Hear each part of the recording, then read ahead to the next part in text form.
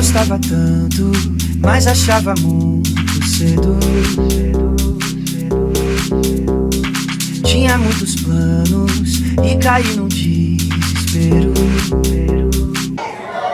Cartões de crédito, dívidas, publicidade enganosa, redes sociais e influência ao consumo, autoestima e consumo, consumo consciente, Código de Defesa do Consumidor, situações de abuso no mercado, sistema monetário dos países que falam espanhol, economia dos países que falam espanhol, a conclusão, referências bibliográficas e os participantes da eletiva. Então, nosso e-book ele está composto por 40 páginas. Então, qualquer um de vocês que quiserem ir à biblioteca, podem ir lá para conferir, para ler, para tirar suas dúvidas. E este aqui é o nosso produto final. E nós temos alguns estudantes que irão ler um pouquinho do que compõe cada capítulo do e-book. Vamos começar aqui pela estudante Aisha, que vai ler um pouquinho sobre a educação financeira. O que tem dentro do nosso e-book falando sobre a educação financeira? Bom dia, gente. Eu vim falar um pouco sobre o que é educação financeira e a importância dela. A educação financeira é aprender a cuidar do dinheiro de forma consciente. Ela nos ajuda principalmente a economizar, evitar gastos desnecessários, planejar o futuro e alcançar objetivos de forma responsável. Por isso, ela é essencial na formação de cidadãos conscientes e responsáveis com o próprio dinheiro. A aluna Vitória vai falar um pouco sobre o que tem dentro do e-book sobre desejo vezes necessidade, que é desejo vezes necessidade. Bom dia, gente. Eu vou falar sobre desejo e necessidade. Muitas das vezes confundimos desejo com necessidade. Necessidade é tudo aquilo que precisamos para viver bem e garantir nosso bem-estar, como saúde, alimentação e educação. Já o desejo está relacionado a algo que queremos, mas que nem sempre é necessário. Devemos saber dividir essas duas coisas para não fazermos compras impulsivas. Uma das coisas que a gente mais aprendeu na eletiva da professora é que a gente é muito influenciável pelos os influenciadores da internet. Certo, muito bem. Aí agora eu quero chamar a Stephanie Rodrigues e a Jennifer Sena. A Stephanie Rodrigues, ela vai falar sobre o controle de gastos. Por que é importante nós termos um controle de gasto na nossa vida financeira? O controle de gasto é importante porque ele controla as finanças e também permite ter O controle de gasto é importante para a saúde financeira porque ele ajuda controlar sua saúde financeira hoje para você ter um futuro melhor. A Jennifer Sena vai falar sobre o consumismo na sociedade. Quando vocês lerem o e-book, vocês vão observar que tem alguns tópicos relacionados a quanto nós somos consumistas atualmente na sociedade. Então, o que é que leva a consumirmos tanto? Será que é as redes sociais? Será que é a influência de pessoas? Será que é mesmo você que tem essa compulsão de comprar? Bom, vivemos em uma sociedade onde somos induzidos a consumir.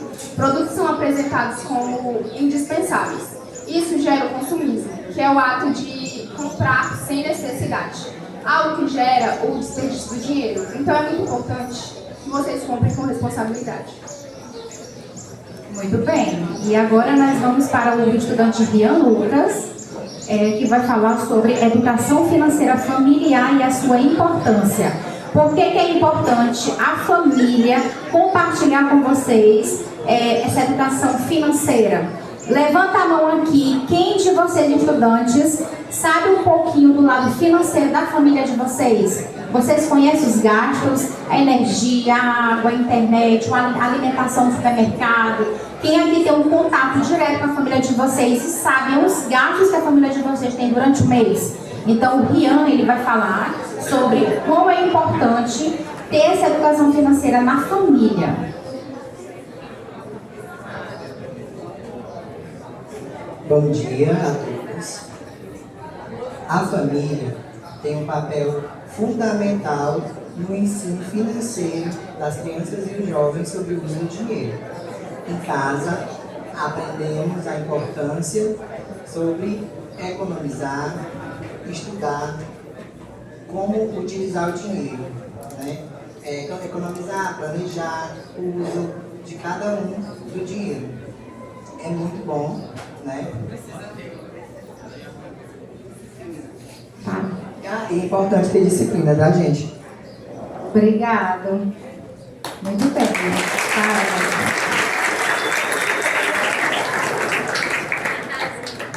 E agora com a publicidade enganosa e marketing. Levanta a mão aqui quem já foi enganado por uma publicação enganosa. Quase todos nós, né? Principalmente no Instagram, no Facebook, né? Nós somos enganados constantemente com essas publicidades enganosas. Mas por que será que existe de fato essas publicidades enganosas? Para que você possa comprar, né? O intuito maior das marcas, das empresas, né? Do comércio de modo em geral, é fazer com que o consumidor compre. E mais nós temos uma lei que assegura o consumidor, que é o quê? O Código de Defesa do Consumidor, que está aí para qualquer pessoa ler, né? Entender, interpretar e ir atrás dos seus direitos, caso você seja lesado em algum desses aspectos de abuso no comércio, tá? E agora nós vamos falar da publicidade enganosa e marketing com a Maria Eduarda. Maria Eduarda. A publicidade enganosa tem como objetivo divulgar produtos e serviços ao público. No entanto, algumas propagandas podem passar informações enganosas ou exageradas. E por isso é importante analisar criticamente todas as mensagens recebidas. O consumidor deve... O consumidor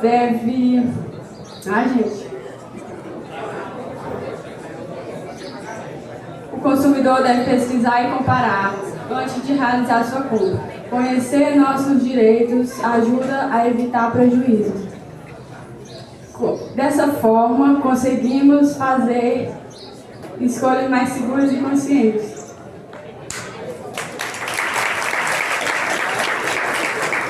Agora com a estudante Vinha Liz, ela vai falar um pouquinho do que é as redes sociais e como que ela influencia no nosso consumo. Levanta a mão aqui quem concorda que as redes sociais influenciam no nosso consumo. Vocês concordam? Quando o Cristiano Ronaldo vai lá e faz uma publicação, por exemplo, de um shampoo, de um tênis, será que não te influencia?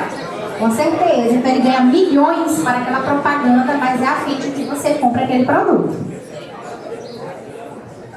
Bom dia. As redes sociais exercem uma grande influência sobre os hábitos de consumo das pessoas, principalmente influenciadores digitais e os anúncios. Eles podem influenciar muito na questão de comprar produtos que não há necessidade. Por isso, o consumo consciente é algo que requer responsabilidade e reflexão. Agora vamos entender, né, diante de todos esses fatores, o que é o consumo consciente. Então, o consumo consciente é o que, será? Será que eu parar para pensar e analisar se eu posso comprar aquilo ou se eu preciso comprar aquilo? Então, na nossa eletiva, o consumo consciente foi o que deu o norte. Então, muitas das vezes, a gente não precisa daquilo, mas eu vou lá por compulsão e compro. Não é assim que a gente faz? E a aluna Rawane vai falar um pouquinho sobre o consumo consciente. Rawane. Marina.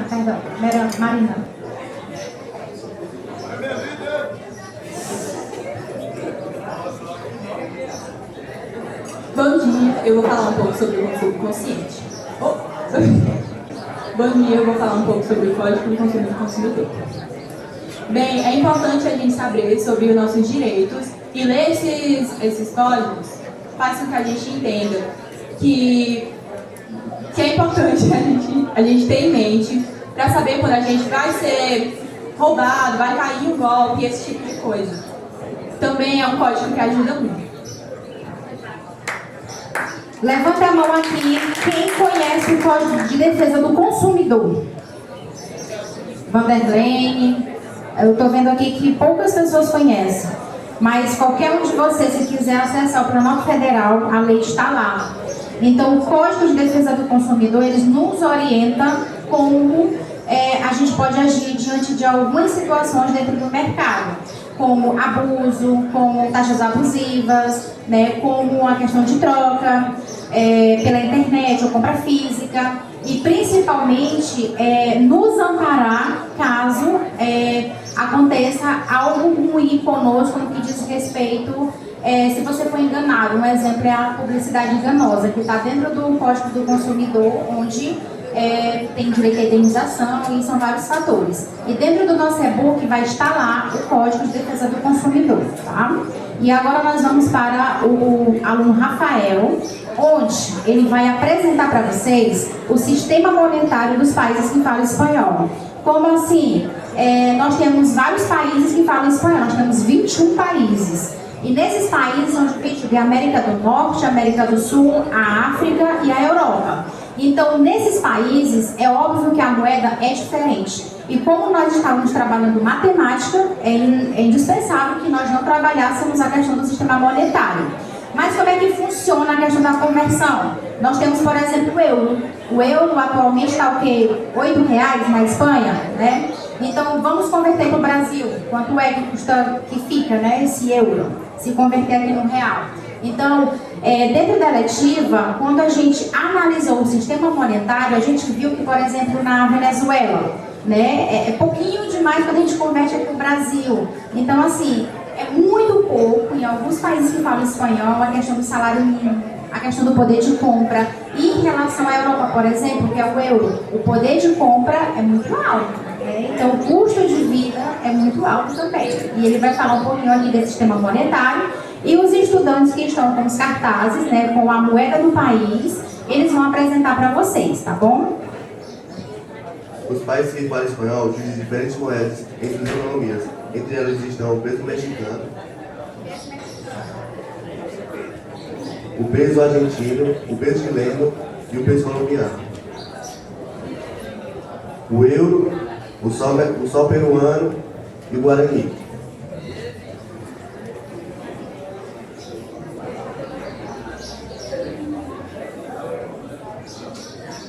Conhecer essas moedas amplia nosso conhecimento sobre a economia e a cultura hispânica. Além disso, possibilita compreender taxas de câmbio e conversões monetárias. Esse estudo aproxima a educação financeira do empreendimento da língua espanhola. Assim, compreendemos conteúdos importantes de forma integrada. Certo, muito bem.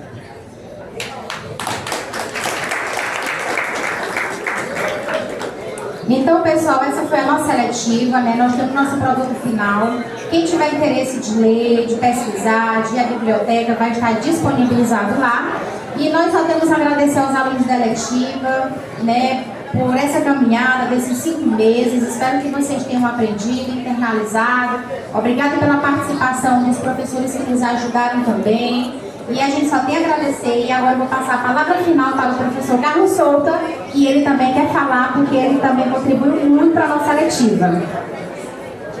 Bom dia, pessoal. Eu tive o prazer de chegar aqui no mês de março, já encontrar a professora Raimunda com essa letiva que a gente viu esse grande proveito. Eu aprendi muito também. E aproveitamos para trabalhar o sistema financeiro, ver as possibilidades daquilo que podemos, daquilo que não podemos.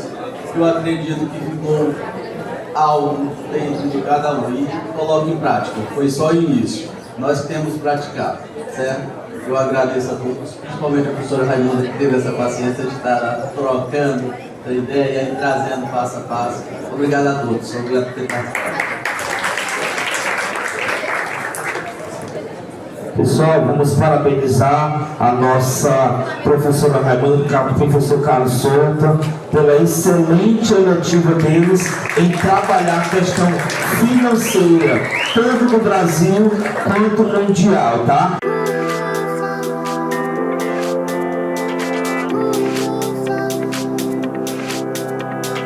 Eu gostava tanto, mas achava muito cedo. Tinha muitos planos e caí num